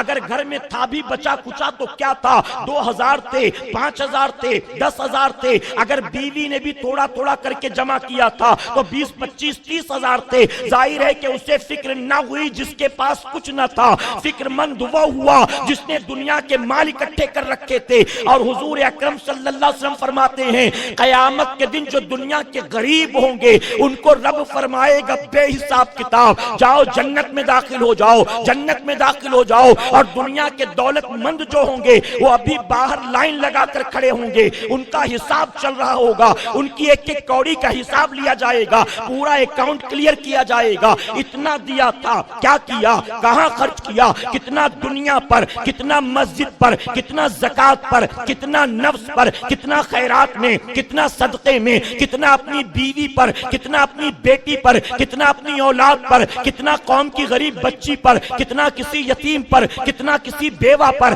سارا اکاؤنٹ کلیئر کیا جائے گا۔ وہ عرض کریں گے مولا یہ ننگے بھوکے جن کے پاس کچھ نہیں تھا یہ بے حساب کتاب جنت میں جاتے ہیں، ہم نے تیری راہ میں دونوں ہاتھوں لٹایا تھا، ہم تو لائن لگا کر کھڑے ہیں، ہم نے دنیا میں خوب دیا تیرے نام پر، ہم لائن لگا کر حساب دیتے ہیں، اور جنہوں نے لیا تھا جن کے پاس کچھ بھی نہیں تھا وہ بے حساب کتاب جنت میں جاتے ہیں۔ تو جانتے ہو رب کیا فرمائے گا؟ رب فرمائے گا جنہیں دیا ہی نہیں ان سے حساب کیا لینا، تمہیں دیا تھا تو تم سے حساب بھی لیا جائے گا۔ پتا چلا جو جتنا جمع کرے گا یقیناً اسے اتنا زیادہ حساب دینا ہوگا، اس کے لیے مصیبتیں، اس کے لیے سختیاں، اس کے لیے حساب دینا اتنا ہی دشوار ہوگا۔ میرے پیارے آقا علیہ الصلوۃ والتسلیم کے پیروانوں، حضور اکرم صلی اللہ تعالی علیہ وسلم مدینہ منورہ کی گلیوں سے گزر رہے تھے، آپ نے دیکھا راستے کے کنارے ایک مردار بکری پڑی تھی، آپ نے صحابہ اکرام کو آواز دیا، صحابہ قریب آئے، حضور صلی اللہ علیہ وسلم بکری کی طرف اشارہ کر کے فرماتے بتاؤ یہ بکری اپنے مالک کو کتنی پیاری، یہ بکری مالک کو کتنی پسند۔ صحابہ اکرام نے عرض کیا یا رسول اللہ صلی اللہ علیہ وسلم یہ مردار بدبودار بکری اپنے مالک کو بھلا کیوں پیاری ہوگی، یہ مردار بدبودار بکری اپنے مالک کو بھلا کیوں پسند ہوگی؟ حضور صلی اللہ علیہ وسلم فرماتے جس طرح سے یہ مردار بدبودار بکری اپنے مالک کو پسند نہیں اسی طرح یہ دنیا بھی میرے مولا کو پسند نہیں ہے۔ اور آگے فرماتے ہیں کہ دنیا اللہ کے نزدیک ایک مکھی کے پر کے برابر بھی حیثیت رکھتی تو یقیناً اس دنیا میں کوئی کافر ایک گھونٹ پانی بھی نہ پی سکتا۔ یہ دنیا اگر اللہ کے نزدیک مکھی کے پر کے برابر حیثیت رکھتی تو دنیا میں کوئی کافر ایک گھونٹ پانی نہ پی سکتا۔ اب دنیا میں آپ دیکھیں کفار کا راج ہے، حکومتیں ہیں، ڈکٹیٹرشپ ہے، دھن دولت کا انبار ہے، کیوں ہے؟ اس کی سب سے بڑی وجہ یہی ہے اللہ کے نزدیک یہ دنیا کوئی معنی نہیں رکھتی ہے، اسی لیے اللہ نے دنیا کو وسیع کر دیا ہے اپنے نافرمانوں کے لیے، اپنے باغیوں کے لیے، کفار و مشرکین کے لیے۔ اور جانتے ایک مقام پر حضور صلی اللہ علیہ وسلم کیا فرماتے ہیں؟ آپ فرماتے ہیں کہ اللہ تبارک تعالیٰ اپنی پیدا کردہ چیزوں میں جس چیز کو سب سے زیادہ ناپسند کرتا ہے وہ کچھ اور نہیں بلکہ یہ دنیا ہے۔ اپنی پیدا کردہ چیزوں میں جو سب سے زیادہ ناپسندیدہ چیز ہے، آپ دیکھیں اگر کوئی دنیا کا سائنٹسٹ، اگر کوئی دنیا کا انجینئر کوئی چیز بنا لے جائے تو اپنی بنائی چیز پر فخر کرتا ہے، یہ مشین میں نے بنائی ہے، یہ انجن میں نے بنایا ہے، یہ ڈیزائنر چیئر میں نے بنایا ہے، یہ جو کپڑا بالکل فٹنگ صحیح ہے یہ میں نے سلا ہے، فخر کرتے ہیں اپنی بنائی چیز پر۔ لیکن آقا فرماتے ساری کائنات کو اللہ نے پیدا کیا، لیکن اپنی تمام پیدا کردہ چیزوں میں جو چیز اللہ کو سب سے زیادہ ناپسندیدہ ہے وہ یہی دنیا ہے۔ تو دنیا اللہ کو پسند نہیں، اور اللہ کے بندو ہمارا کیا حال ہے؟ ہائے دنیا، ہائے دنیا، ہائے پیسہ، ہائے پیسہ، دنیا ہمارے پاس ہو، اونچی عمارتوں میں رہنے کا شوق ہمیں ہے، اونچے عہدے حاصل کرنے کا شوق ہمیں ہے، اونچی ڈگریاں حاصل کرنے کا شوق ہمیں ہے، لوگوں سے عزتیں وصول کرنے کا شوق ہمیں ہے، در سرمایہ دولت و بینک بیلنس کا شوق ہمیں ہے۔ ہم دنیا میں سرمایہ چاہتے ہیں، عزت چاہتے ہیں، نوکر چاکر چاہتے ہیں، گاڑی بنگلے چاہتے ہیں، کوٹھیاں چاہتے ہیں، آرام دہ بستر چاہتے ہیں۔ اے سرکار مدینہ علیہ الصلوۃ والتسلیم کے پیر دیوانوں، جبکہ دنیا اللہ کو ہرگز پسند نہیں ہے، اور آقا فرماتے ہیں اللہ نے جب سے دنیا کو پیدا کیا ہے تب سے لے کر آج تک کبھی بھی اللہ نے دنیا کی طرف نظر رحمت نہیں فرمایا۔ سیدنا صدیق اکبر رضی اللہ تعالیٰ عنہ، آپ کو پیاس کی شدت، لوگوں نے شہد اور پانی پیش کیا۔ سیدنا صدیق اکبر نے جب شہد اور پانی کو دیکھا رونے لگے۔ ایسا درد تھا آپ کے رونے میں کہ تمام صحابہ اکرام زاروں قطار رونے لگے۔ کچھ دیر کے بعد کچھ سکون ملا، آپ نے دوبارہ پینا چاہا، شہد اور پانی کو دیکھا، دوبارہ رونے لگے۔ سسکیاں بن گئی، ہچکیاں لگ گئیں۔ لوگ کہتے ہم یہ سمجھ گئے کہ اب شاید ہم وجہ بھی نہ پوچھ سکے کہ کیوں روئیں۔ اتنا روئے کہ ہم نے سمجھا کہ روتے روتے شاید جان نکل جائے، ہم پتہ بھی نہ کر سکے کہ رونے کی وجہ کیا۔ لیکن فرماتے جب کچھ اطمینان ہوا، کچھ آرام ہوا، تو ہم نے عرض کیا اے امیر المومنین، اے خلیفۃ المسلمین، ہمیں بتائیں رونے کی وجہ کیا۔ پانی مانگا آپ نے، ہم نے شہد دیا، شربت دیا، آپ رونے کیوں لگے؟ تو سیدنا صدیق اکبر رضی اللہ عنہ فرماتے ہیں کہ سنو، ایک مرتبہ میں حضور اکرم صلی اللہ علیہ وسلم کے ساتھ سفر میں تھا۔ اچانک میں نے دیکھا حضور اکرم صلی اللہ علیہ وسلم کسی چیز کو اپنے سے دور کرتے، آپ اسے اپنے سے دور دھکیل رہے۔ فرماتے مجھے کوئی شے نظر نہیں آئی، لیکن پھر میں نے پوچھا یا رسول اللہ صلی اللہ علیہ وسلم، اے آقا وہ کون سی چیز تھی جو مجھے نظر نہ آئی لیکن آپ اپنے سے دور کرتے تھے؟ تو حضور صلی اللہ علیہ وسلم فرماتے ابو بکر، دنیا سج سنور کر میرے پاس آئی تھی اور یہ تمنا رکھتی تھی کہ میں اسے اپنا لوں، میں اسے سینے سے لگا لوں۔ اے ابو بکر اسی لیے میں اس دنیا کو دور کر رہا تھا، اپنے سے الگ کر رہا تھا، لیکن ہائے مجھے افسوس، دنیا نے جاتے جاتے مجھ سے یہ کہہ دیا اے محمد صلی اللہ علیہ وسلم، آپ نے اپنے آپ سے تو مجھے دور کر دیا ہے، لیکن آپ کے بعد کیا آپ کے امتی بھی اپنے آپ کو مجھ سے بچا سکیں گے؟ کیا آپ کے امتی بھی اپنے آپ کو مجھ سے بچا سکیں گے؟ اور اسی لیے میرے آقا نے ایک مقام پر فرمایا تھا مجھے اپنے بعد اس بات کا ڈر نہیں ہے کہ تم شرک کرو گے۔ میرے آقا فرماتے مجھے اپنے بعد اس بات کا تم سے ڈر نہیں کہ تم شرک کرو گے، لیکن مجھے اس بات کا ڈر ہے کہ تم دنیا کے چاہنے والے بن جاؤ گے۔ یہاں پر دو باتیں عرض کروں گا۔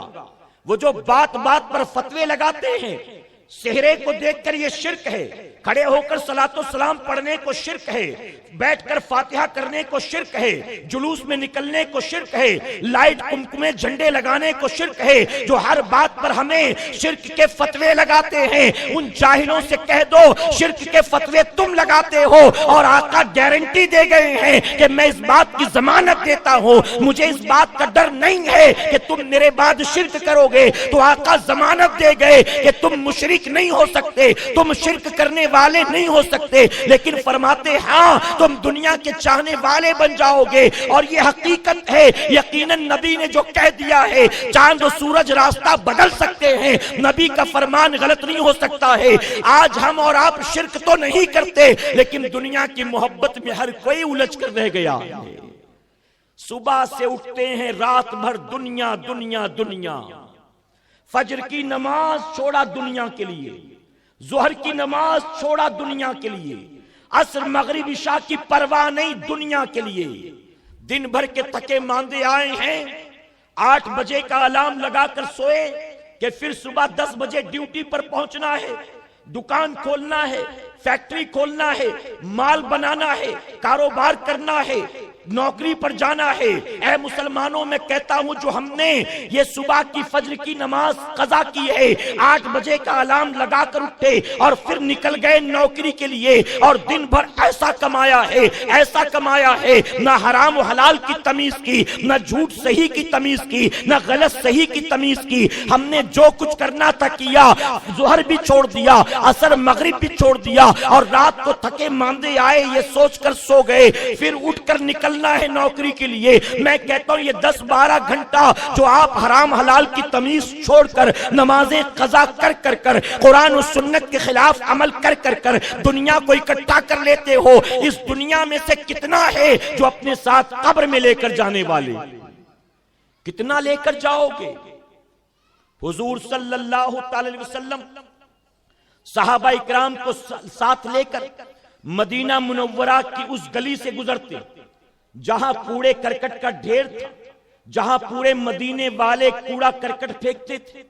آپ تشریف لے گئے اور جانے کے بعد آپ نے ایک پرانے کپڑے کو اٹھایا اور ایک ہڈی کے ٹکڑے کو اٹھایا اور اٹھا کر صحابہ سے فرمایا آؤ تمہیں میں دنیا کی حقیقت دکھاتا ہوں، آؤ میں تمہیں دنیا کی حقیقت دکھاتا ہوں۔ اور دکھانے کے بعد آقا یوں مخاطب ہو کر فرماتے ہیں کہ تم نے جو کھا لیا وہ ختم ہو گیا، جو تم نے پہن لیا وہ یہاں پہنچ گیا اور تم بھی کل یہی پہنچنے والے ہو۔ ہر انسان کی حقیقت یہی ہے، جو کھا لیا ختم ہو گیا، جو پہن لیا پھٹے پرانے چتڑوں میں تبدیل ہو گیا، اور جو زندگی جی لی وہ ہڈیوں کے ڈھانچوں میں بدل گئی۔ اے سرکار مدینہ کے پیردیوانوں، اس کے بعد فرمایا گیا حضور صلی اللہ علیہ وسلم زاروں قطار رونا شروع کر دیتے ہیں، اور جب آقا کو روتا دیکھا تو تمام صحابہ اکرام رونے لگے، اور آقا فرماتے ہیں یہ دنیا ہے جس پر سب سے زیادہ رونا چاہیے، یہ دنیا ہے جس پر سب سے زیادہ رونا چاہیے۔ ہم دنیا میں مست ہیں، مزے کر رہے ہیں۔ 25 سال کے جوان کا جو حال ہے، 40 سال کے کڑیل جوان کا وہی حال ہے، 55 سال کے بوڑھے کا بھی وہی حال ہے۔ جو جوانی کی دہلیز پر قدم رکھنے والا وہ بھی مست ہے، جس کی جوانی ڈھلنے والی وہ بھی مست ہے۔ میں کہتا ہوں دنیا کب کماتا ہے ایک انسان؟ جوانی میں کہ بڑھاپے میں؟ بتائیے۔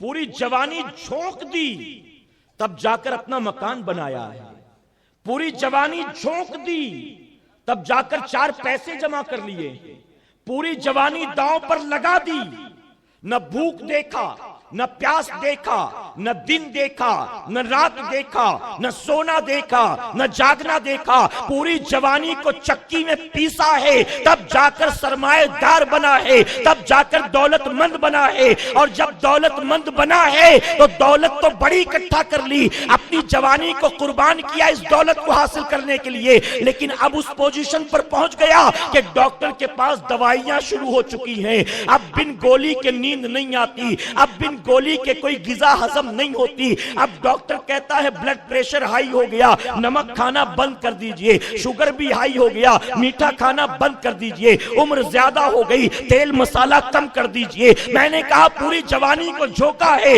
تو نے یہ جمع کرنے کے لیے، اور آج جب تو اس عمر کو پہنچا ہے نمک بھی نہیں کھا سکتا، تیل بھی نہیں کھا سکتا، جو جوان کھاتے ہیں تو نہیں کھا سکتا، جو غریب کھاتے ہیں وہ تو نہیں کھا سکتا، تو تو نے حاصل کیا کیا؟ پوری جوانی جھونک کر ہاتھ کچھ نہیں لگا۔ اسی طرح یاد رکھنا نہ دنیا ہاتھ آنے والی ہے اور نہ آخرت ہاتھ آنے والی ہے، اور وہ بڑے مزے میں ہیں جن کو دنیا غوث اعظم کے نام سے یاد کرتی ہے، وہ بڑے مزے میں ہیں جنہیں دنیا سلطان الہند کے نام سے یاد کرتی ہے، وہ بڑے مزے میں ہیں جنہیں دنیا قطب کوکن کے نام سے یاد کرتی ہے، وہ بڑے مزے میں ہیں جنہیں دنیا محبوب الہی کے نام سے یاد کرتی ہے، وہ بڑے مزے میں ہیں جنہیں دنیا صابر کلیری کے نام سے یاد کرتی ہے۔ یہ کون لوگ ہیں؟ یہ فاقہ کش لوگ ہیں، وقت کے درویش ہیں، وقت کے فقیر ہیں، ان کو آپ دیکھ لو۔ میں نے پچھلے بیان میں کہا تھا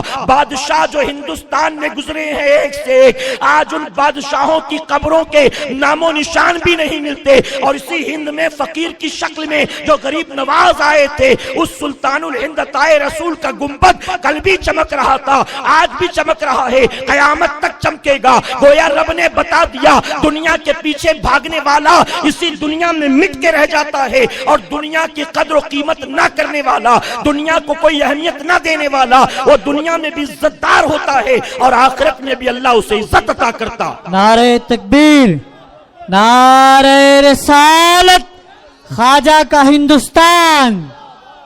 نکالو دل سے دنیا کی محبت کو، کہیں انشاءاللہ۔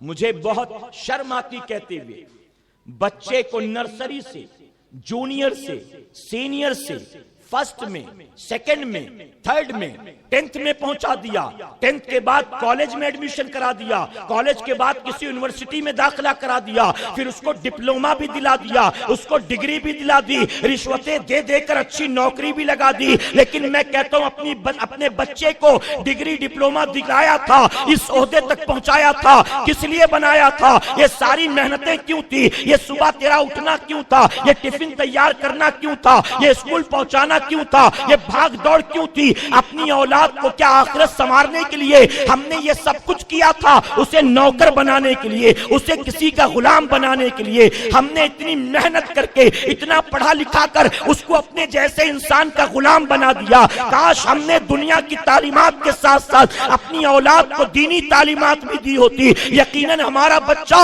دنیا میں بھی عزت حاصل کرتا اور اللہ آخرت میں بھی سربلندی عطا کرتا۔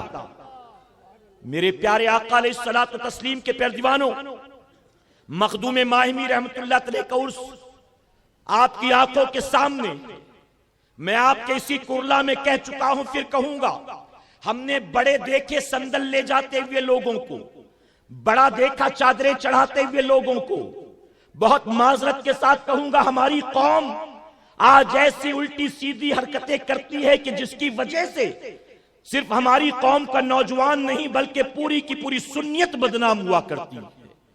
داڑھی منڈے، بے نمازی، آوارہ، چرسی، گنجیڑی، بات کرنے کی تمیز نہیں، بوڑھی ماں کی عزت نہیں، بوڑھے باپ کے ساتھ بات چیت کرنے کا شعور نہیں، نہ چھوٹوں پر شفقت ہے، نہ بڑوں کی عزت ہے، نہ ماں باپ سے محبت ہے، جنہیں بات کرنے کی تمیز نہیں آتی، راستے میں چلنے کا طریقہ نہیں آتا، نکلتے ہیں سندل لے کر، ہم بابا کا سندل لے کر جاتے ہیں، ہم بابا کا سندل لے کر جاتے ہیں۔ میں کہتا ہوں بتا جو کچھ سندل کے نام پر آج ہم اور آپ حرکتیں کرتے ہیں، کیا یہ چیزیں مخدوم ماہمی کو راضی کر سکتی ہیں؟ کیا یہ چیزیں سلطان الہند کو راضی کر سکتی ہیں؟ ارے اے سرکار مدینہ کے پیروانوں، آج جب ہم نکلتے ہیں کسی ولی کے عرس کے موقع پر سندل لے کر، یا 11ویں شریف میں جلوس لے کر، یا 12ویں شریف میں جلوس لے کر، ہم جب بھی نکلتے ہیں اپنے چلنے کا انداز دیکھو، اپنے لباس پہننے کا طریقہ دیکھو، اپنی نگاہوں کا حال دیکھو، اپنی زبان کا حال دیکھو، نگاہ بھی آوارہ ہے، زبان بھی آوارہ ہے، دل بھی آوارہ ہے، ہاتھ پیر بھی آوارہ ہے۔ اس جلوس و سندل کے نام پر مرد عورت کی خلط ملط ہوتی ہے، بے پردگی کے معاملات ہوتے ہیں، آوارہ لڑکے سر پر ٹوپیاں تو نہیں ہوتی، ہاتھ میں ربن اچھال اچھال کر ناچتے ہیں معاذ اللہ، پیشانی پر ربن باندھ باندھ کر چلتے ہیں معاذ اللہ، ڈی جے بج رہا ہے، قوالیاں بج رہی ہیں، ڈھول گاجے باجے والی نعت شریف بج رہی ہے، اس کے اوپر تھرک رہے ہیں۔ میں کہتا ہوں اے مسلمانوں، نبی کی نعت وہ نعت نہیں ہے جس کو سننے کے بعد تھرکنے کو جی چاہے، نبی کی نعت وہ نعت نہیں ہے جس کو سننے کے بعد ٹھمکے لگانے کا جی چاہے، نبی کی نعت وہ نعت نہیں ہے جس کو ہاتھ اٹھا کر سننے کے بعد جھومنے کا جی چاہے، نبی کی نعت تو وہ نعت ہے حقیقی معنوں میں جس کو سننے کے بعد دل میں نبی کی محبت جوش مارتی ہے اور اللہ پیشانی کو سجدوں کی توفیق عطا کرتا۔ یہ کیسا سندل ہے، یہ کیسا جلوس ہے۔ میں کہتا ہوں ماں باپ کو گالیاں دینے والے سال میں 1-2 بار نہیں، ہر دن جا کر مخدوم ماہمی کی چوکھٹ پر تو جھاڑو لگا، ہر رات جا کر ان کی چوکھٹ پر تو سر کو اپنے جھکا، ہر دن جا کر ان کی بارگاہ میں تو روزانہ پھول اور کپڑے کی چادریں چڑھا، لیکن آخرت میں تجھے اس کا صلہ کچھ نہیں ملے گا اگر 65 سال کی بوڑھی ماں سے تجھے بات کرنے کی تمیز نہیں آتی ہے، اگر بوڑھے باپ سے تجھے ادب کرنے کا سلیقہ نہیں آتا ہے۔ ہم نے دیکھا مائیں بستر پر پڑی سسکتی ہیں، بیٹا سلام نہیں کرتا، 3 دن سے بیمار پڑی ہے، بیٹا خیریت نہیں پوچھتا، بستر پر 1 ہفتے سے جسم تپتا ہے، دوا کے لیے نہیں لے جاتا، لیکن وہی ماں مر جائے تو جنازے میں سب سے آگے آگے روتے روتے چلتا ہے، ہمدردیاں بٹورتا ہے۔ اے مسلمانوں، میں کہتا ہوں یہ محبت کیا محبت ہے، یہ تو محض چھلاوا ہے، یہ تو محض دکھاوا ہے۔ جب تک زندہ تھی سلام کی توفیق نہ ہوئی اور مرنے کے بعد جنازے میں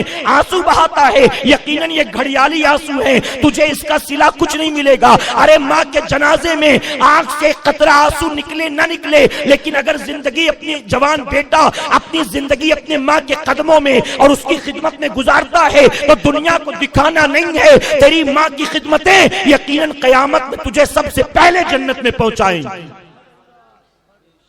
تعلیم و تربیت کی کمی، سوسائٹی کے اندر آج ماحول دیکھیں، آج ہمارا معاشرہ کہاں جاتا ہے۔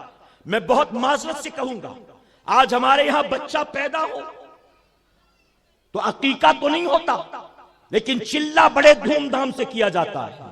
بتائیے ہے کہ نہیں؟ چلے کے نام پر کون سی حرام کاریاں نہیں ہوتی، چلے کے نام پر کون سی اللہ اور اس کے رسول کی نافرمانی نہیں ہوتی۔ بچہ بڑا ہو تو منگنی کے نام پر ڈی جے، نکاح ہو تو شادی کے نام پر ڈی جے، ولیمہ ہو تو ولیمے کے نام پر ڈی جے۔ ارے ناچ گانے کا یہ مسلمان اتنا شوقین ہو گیا، اتنا شوقین کہ کل تک تو شادی بیاہ چلے میں ناچ گانا ہوتا تھا، اب تو ولیوں کے عرس جلوس و صندل میں بھی ڈی جے بجایا جاتا ہے۔ بنا ڈھول کے مزہ نہیں آتا، بنا طبلے کے مزہ نہیں آتا، بنا ہارمونیم کے مزہ نہیں آتا۔ کل تک تو شادی بیاہ میں یہ خرافات ہوتے تھے، اب تو 12ویں کے موقع پر، 11ویں کے موقع پر، جلوس کے موقع پر، صندل کے موقع پر یہ ناچ گانا، ڈھول گاجا باجا، ہارمونیم طبلہ، یہ ساری چیزیں اے مسلمانوں یہ کیا ہے؟ حضور صلی اللہ علیہ وسلم نے واضح لفظوں میں فرما دیا یہ مزامیر جو ہیں میں اسے مٹانے کے لیے زمین پر آیا ہوں، میں اس کو مٹانے آیا ہوں۔ میوزیکل انسٹرومنٹس کو آقا فرماتے ہیں میں مٹانے آیا ہوں۔ اے سرکار مدینہ کے پیارے دیوانوں، آقا فرمایا میں مٹانے آیا ہوں، ہم بجا رہے ہیں، کیا آقا راضی ہوں گے؟ اس شادی میں اللہ برکت دے گا؟ کیا وہ شادی سنت کے مطابق ہو رہی ہے؟ آج کتنے خرافات ہیں، اور میں کہتا ہوں صرف انہی موقعوں پر نہیں، اگر آج ہم نے ان تمام چیزوں سے توبہ نہ کی، ہم نے ان تمام چیزوں کو نہ چھوڑا، آنے والے 20-25 سالوں کے بعد ہماری اولاد اتنی عادی ہو جائے گی، اتنی عادی ہو جائے گی، 22 سال کا جوان بیٹا اپنے باپ کو قبر میں دفن کر کے گھر آئے گا،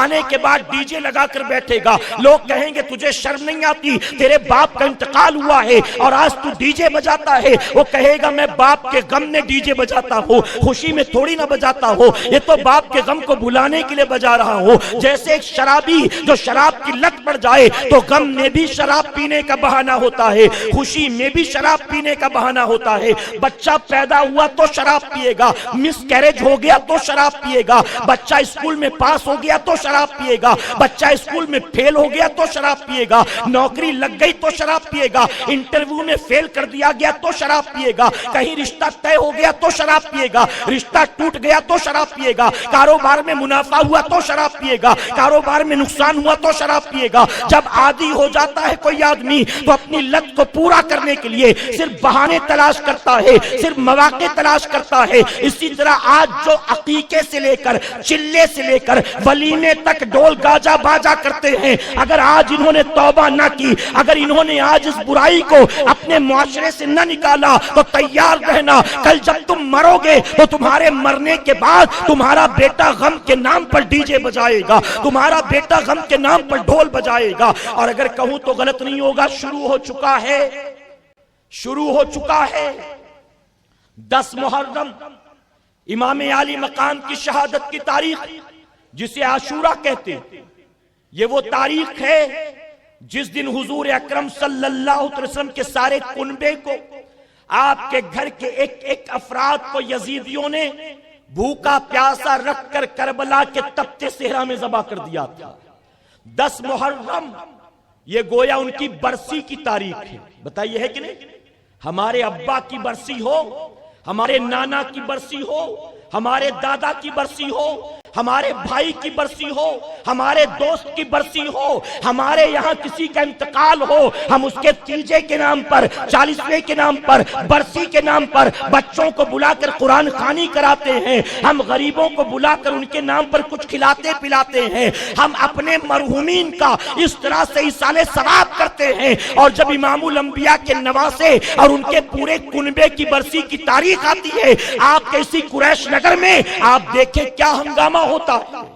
بیل گاڑیاں نکل رہی ہیں، عورتیں سج سنور کر گلیوں میں کھڑی ہیں دیکھنے کے لیے، معاذ اللہ کیسا منظر ہے۔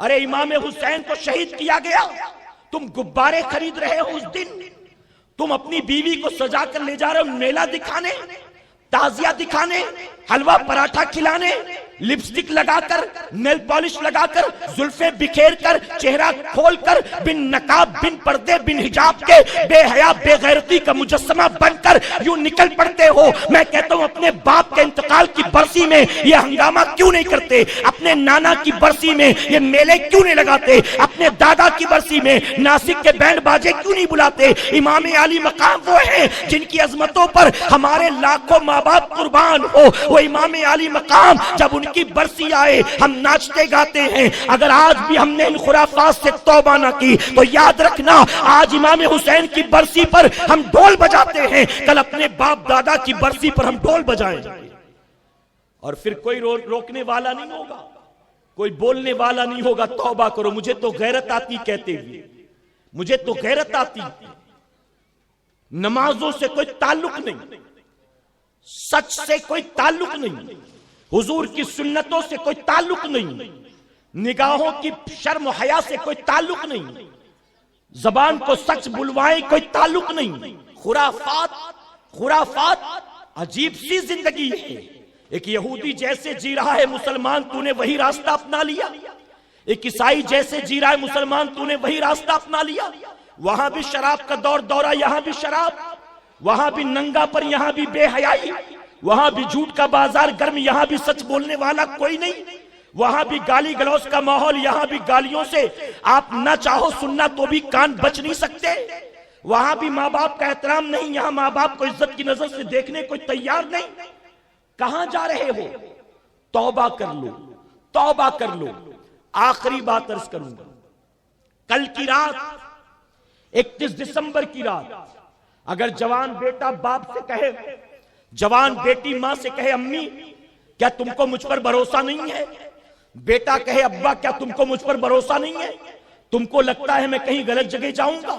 ہم صرف دوست کے وہاں جمع ہو کر ٹی وی دیکھنے والے، ہم صرف ایک جگہ جمع ہو کر پارٹی کرنے والے، وہیں پر دوست نے دعوت دی ہے جمع ہو کر کچھ کھانے پینے والے۔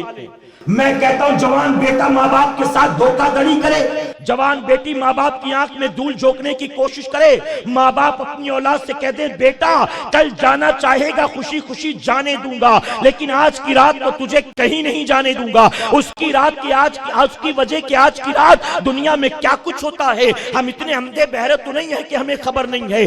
آج کی رات تو میں تجھے جانے نہیں دیتا، منہ لٹک جائے تو لٹکنے دو، اگر دو باتیں سنائے تو سن لو، اگر وہ اکڑتا ہو تو اکڑنا بھی برداشت کر لو، اگر وہ جھڑکتا ہو تو جھڑکنا بھی برداشت کر لو، لیکن پوری طاقت لگا کر روکو اپنی بیٹی کو، روکو اپنے بیٹے کو، کل کی رات انہیں نہ جانے دینا، ورنہ جانتے ہو کیا ہوگا؟ حضور صلی اللہ علیہ وسلم فرماتے ہیں اولاد شادی کے لائق ہو جائے اور ماں باپ اس کا نکاح نہ کرائیں تو وہ جتنے بھی گناہ کریں گے وہ سارا گناہ ماں باپ کے نام اعمال میں بھی لکھا جائے گا۔ جوان بیٹی عمر تھی نکاح کی، لیکن آپ نکاح پڑھنے میں اچھی ہے خوب پڑھائیں گے، پڑھائی میں اچھی خوب پڑھائیں گے، پڑھاتے رہے، 18 کی ہوئی، 20 کی ہوئی، 22 کی ہوئی، 25 की हुई, आपने सोचा अच्छी पढ़ी होगी, रिश्ता भी पढ़े लिखे का आएगा, अगर इंजीनियर बना दूंगा इंजीनियर का रिश्ता आएगा, अगर डॉक्टर बना दूंगा डॉक्टर का रिश्ता आएगा। इसी चक्कर में पढ़ाते लिखाते रहे। अब लड़की 20-21 साल की होती है, अब उसे जानती है कि क्या जरूरत है। अब पढ़ाई लिखाई उसके लिए जरूरी नहीं है, बल्कि उसके हाथ पीले करना जरूरी है, उसका निकाह कराना उसके लिए जरूरी है। माँ बाप पढ़ा रहे हैं। ऐसे चक्कर में अगर किसी के और के प्यार मोहब्बत के झांसे में आ गई और हराम कारियां करनी शुरू कर दी, नाजायज काम करने शुरू कर दिए, तो याद रखना आका फरमाते हैं अब तन्हा वो बेटी या बेटा गुनाहगार नहीं होंगे, उनके माँ बाप के नामे अमाल में भी वो गुनाह लिखा जाएगा। आज हमारी सोसाइटी में सब चलता है। मैं कहता हूं कि अगर बेटी जाना चाहे, अगर बेटा जाना चाहे, तो अपनी औलाद से कह देना आज तो हम तुझे कहीं नहीं जाने देंगे। अगर पार्टी करना है दोस्तों को अपने घर बुला ले, अगर दावत करनी है दोस्तों को अपने घर बुला ले। उसने जो बनाया है हम तेरे लिए यहाँ बनवा देंगे, उसने जो पकाया है हम तेरे लिए यहाँ पका देंगे, उसने जो मंगाया है उससे बेहतर हम यहाँ मंगा देंगे। लेकिन आज की रात तुझे अपनी निगाहों से ओझल नहीं होने देंगे, अपनी नजरों से दूर नहीं होने देंगे। अब औलाद जिद करे कि मुझे जाना, तो समझ जाएं कि यकीनन वो गुनाह के रास्ते पर जाता है। और ऐ मुसलमानों, कल की रात वो रात है जिस रात कितने नौजवान ऐसे हैं पहली बार शराब को हलक के नीचे उतारा करते हैं, कितने नौजवान ऐसे हैं पहली बार वो ड्रग्स लेते हैं, कितने नौजवान ऐसे हैं पहली बार किसी डिस्को और पब में जाते हैं। और सिर्फ ये लड़कों की बात नहीं करता, कितनी लड़कियां हैं कल की रात पहली मर्तबा उनकी इज्जत को उछाला जाता है, उन्हें जिना की दहलीज तक पहुंचाया जाता है, शराब का नशा कराया जाता है, उन्हें ड्रग्स दिए जाते हैं, किन्हीं चीजों में खिलाया पिलाया जाता है, उसके बाद आबरू भरे बाजार में नीलाम की जाती है। इसलिए कल की रात दुनिया जो खुराफात करती हो करे, लेकिन मेरे आका की उम्मत का कोई लड़का उस रास्ते पर न जाए, कोई लड़की उस रास्ते पर न जाए। आज की शब इस महफिल को मुनक्किद करने का सबसे बड़ा रीजन यही है, सबसे बड़ी वजह यही है कि 31 दिसंबर की रात जो खुराफात दुनिया करती है, उस खुराफात से अल्लाह मुसलमानों को बचने की तौफीक अता फरमाए। अब आखिर में कहूंगा, जो कहीं नहीं जाते, अपने घर में बैठे, तो जरूरी नहीं कि घर बैठे हैं तो रात भर टीवी ही चल रहा है, रात भर फला चैनल पर ये आएगा, फला चैनल पर ये आएगा, यहाँ अवार्ड शो है, यहाँ कॉमेडी शो है, यहाँ डांस का शो है, यहाँ गाने का शो है। हम रात भर यही देखते रहे हैं। मुसलमानों, ये मुसलमानों की रातें नहीं है। मुसलमान की रात ईसाई और यहूदी की तरह नहीं गुजरती। मुसलमान की रातें तो कुरान और सुन्नत के मुताबिक गुजरा करती हैं। ना कहीं जाना, ना रात भर बैठकर टीवी देखना, बल्कि जैसे हर रात सोते हैं इसी तरह सो जाएं, इस नियत से कि जल्दी सोएंगे और सुबह उठकर फजर की नमाज अदा करेंगे इंशाअल्लाह। जब दुनिया के यहूद और नसारा शराब के नशे में धुत उल्टियां कर रहे होंगे, किसी लॉज में पड़े होंगे, किसी होटल के बिस्तर पर पड़े होंगे, किसी जो है बीच पर, किसी समुद्र के किनारे मुंह के बल गिरे होंगे, दुनिया का शराबी जो इस वक्त नालियों में पड़ा होगा, हम वक्त पर सोएंगे और उस वक्त उठकर अल्लाह का सजदा करते हुए नजर आएंगे। दुनिया की हकीकत को समझें, दुनिया की हकीकत को समझें, इस दिल से दुनिया की मोहब्बत को निकालें। कहें इंशाअल्लाह। जो दुनिया की मोहब्बत में पड़ा, दुनिया भी हाथ से गई और आखिरत भी। किसी बुजुर्ग से पूछा गया, आपने दुनिया को कैसा पाया? उन्होंने एक मिट्टी उठाई एक मुट्ठी और उठाकर हवा में उड़ा दिया। फरमाते, देख मैंने दुनिया को ऐसा पाया है। यही है दुनिया की हकीकत। बताओ है कि नहीं है? जाओ कब्रिस्तान में देखो, हमसे अच्छे जोड़े पहनने वाले, हमसे अच्छे मकानों में रहने वाले हैं। गाड़ियों में भी एसी था, घर में भी एसी था, दफ्तर में भी एसी था, बिन एसी के रह नहीं पाते थे। होटल भी ऐसी जाते जहां एसी मौजूद हो, मीटिंग भी ऐसी जगह करते जहां एसी मौजूद हो। वो जिन्हें एसी की आदत पड़ चुकी थी, उनकी कब्रों को जाकर देखो, एसी की तैसी हो चुकी। कब्रों का नामो निशान मिट गया। कोई फातिहा पढ़ने वाला नहीं, कोई चिराग जलाने वाला नहीं। यही हकीकत हमारी और आपकी है। मिट्टी से रब ने पैदा किया है, इसी मिट्टी में मिलोगे। और यही हवा एक दिन جو آج دنیا کی مٹی اڑاتی ہے ہماری مٹی کو بھی اڑا کر لے جائے گی. یہ ہارٹ، یہ آنکھیں، یہ کڈنی، یہ لنگز، یہ زبان، یہ خوبصورت چہرہ، یہ خوبصورت بدن، یہ قد و کاٹھی، لمبائی چوڑائی، یہ ہمارا گورا چٹا پن، یہ سب قبر میں مٹی بننے والا ہے. یہ سوائے دھول و مٹی کے کیا حقیقت رکھتا ہے؟ جب مٹی سے اٹھے ہو اور مٹی میں بیٹھ جانا ہے تو کیوں دنیا کی محبت میں الجھے ہو؟ ہاں کماؤ لیکن نمازیں قضا کر کر کے نہیں. ہاں کماؤ لیکن جھوٹ بول بول کر نہیں. ہاں کماؤ لیکن شراب کے اڈے چلا چلا کر نہیں. ہاں کماؤ لیکن کم تول تول کر نہیں. ہاں کماؤ لیکن وعدہ خلافیاں کر کر کے نہیں. ہاں کماؤ لیکن اپنے بھائی بہنوں کا حق مار مار کے نہیں، بلکہ دنیا کی دولت بھی کماؤ. اور جب مسجدوں سے حی علی الصلاح حی علی الفلاح کی صدائیں آئے، اپنی دکان کو چھوڑ کر، کاروبار کو چھوڑ کر اللہ کا سجدہ کرو. اگر اس طرح سے دنیا میں جیو گے، یقیناً میرا مولا دنیا میں بھی عزت دے گا اور آخرت میں بھی بلند مقام عطا فرمائے گا. اللہ اپنے حبیب کے صدقے ہمیں آپ کو سب کو کہنے سننے سے زیادہ عمل کی توفیق عطا فرمائے. درمیان گفتگو مجھ سے جانے انجانے میں کسی طرح کی غلطی خامی رہ گئی، آپ سب کو گواہ بنا کر سچے دل سے توبہ کرتا ہوں. رب میری توبہ قبول فرمائے اور ہماری محفل کو قیامت میں ہمارے لیے، ہمارے والدین کے لیے بخشش اور نجات کا ذریعہ بنائے. وما علینا الا البلاغ. رسالت کے پروانوں ہر سنیچر کو بعد نماز عشاء سنی دعوت اسلامی کے عالمی مرکز اسماعیل حبیب مسجد میں سنی اجتماع ہوتا ہے. آپ حضرات پابندی کے ساتھ اس میں شرکت فرمائیں. سنی دعوت اسلامی کی website sunni dawat islami.net پر وزٹ کریں اور بہت ساری دینی معلومات حاصل کریں.